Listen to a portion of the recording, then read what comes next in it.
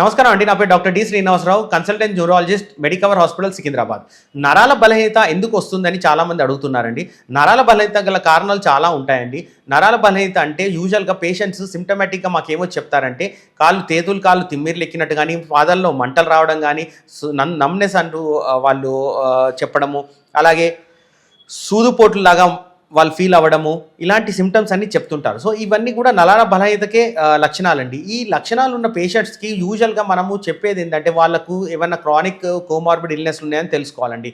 Like sugar, BP, thyroid, లేక ఏది ఏదైనా మెడికల్ ఆంకాలజీ డ్రగ్స్ వాడుతున్నారా, లేక ఏది ఇన్ఫ్లమేటరీ కండిషన్ సఫర్ అవుతున్నారా, లేక ఏదైనా వాళ్ళకు ఏదైనా ఇన్ఫెక్షన్స్ ఉన్నాయా, లేక వాళ్ళకి ఏదైనా ట్యూమర్, లేక దానికి అనుబంధంగా ఏమైనా వచ్చే జబ్బులు ఉన్నాయా. సో ఇవన్నీ చూసుకుంటూ ఉంటామండి. సో ఈ నరాల బలహీనత గల కారణం చాలా వ్యాస్ట్గా ఉంటాయి కాబట్టి ఈ సిమ్టమ్స్ వచ్చినప్పుడు పేషెంట్స్ నెగ్లెక్ట్ చేయకుండా దగ్గరలో ఉన్న న్యూరాలజిస్ట్ని సంప్రదించి ఈ నరాల బలహీనతకు సరైన వైద్యం చేసుకోవాలండి. ముఖ్యంగా ఈ మన భారతదేశంలో విటమిన్ B12, విటమిన్ D3 అనేది చాలా తక్కువగా ఉండడం, లోపించడము ఇదంతా చాలా ఫ్రీక్వెంట్గా చూస్తూ ఉంటాం పేషెంట్స్లో. సో ఈ విటమిన్ B12 కరెక్షన్ కానీ, థైరాయిడ్ ప్రాబ్లమ్స్ని కరెక్షన్ చేసుకోవడము, D3 కరెక్షన్ చేసుకున్న, అలాగే మనకు ఈ ఇన్ఫెక్షన్స్ని, ఇన్ఫ్లమేషన్స్ని, ఈ పారానియోప్లాస్టిక్ సిండ్రోమ్స్, ఇలాంటివన్నీ కారణాలని మనం చూసుకొని మందులు వాడి కంట్రోల్ చేసుకుంటే న్యూరాలజిస్ట్ పర్యవేక్షణలో ఈ నరాల బలహీనతకు తప్పకుండా వైద్యం ఉంటుందండి. సో నేను మీకు అందరికీ రిక్వెస్ట్ ఏం చేస్తున్నానంటే, మీకు ఇలాంటి సిమ్టమ్స్ ఏమన్నా రాగానే ఇమ్మీడియట్గా న్యూరాలజిస్ట్ సంప్రదించి ఈ వైద్యం చేసుకోవడం వల్ల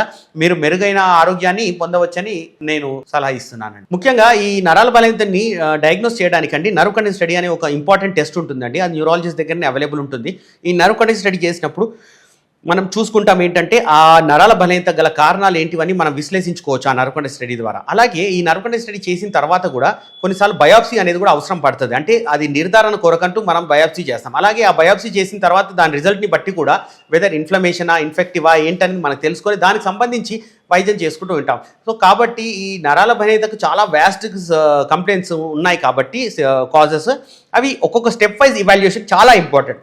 అంటే మన ప్రొఫెషనల్గా వాళ్ళు ఏమైనా ఎక్స్పోజర్ అవుతున్నారా, లేక ఆంకాలజీ డ్రగ్స్ తీసుకుంటున్నారా, ఎనీ మెడిసిన్స్ వల్ల వస్తుందా, డయాబెటీస్ వల్ల వస్తుందా, లేక క్రానిక్ ఇల్నెసెస్ ఏమైనా ఉన్నాయా, CKD, CLD, ఇలాంటి జబ్బులన్నీ మనం రూల్ అవుట్ చేసుకొని దానికి సంబంధించి కారణాలు ఏమైనా ఉన్నాయా అన్వేషించుకుంటూ మనం ఈ నరాల బలహీనతకు మనం వైద్యం చేసుకుంటూ ఉండాలండి.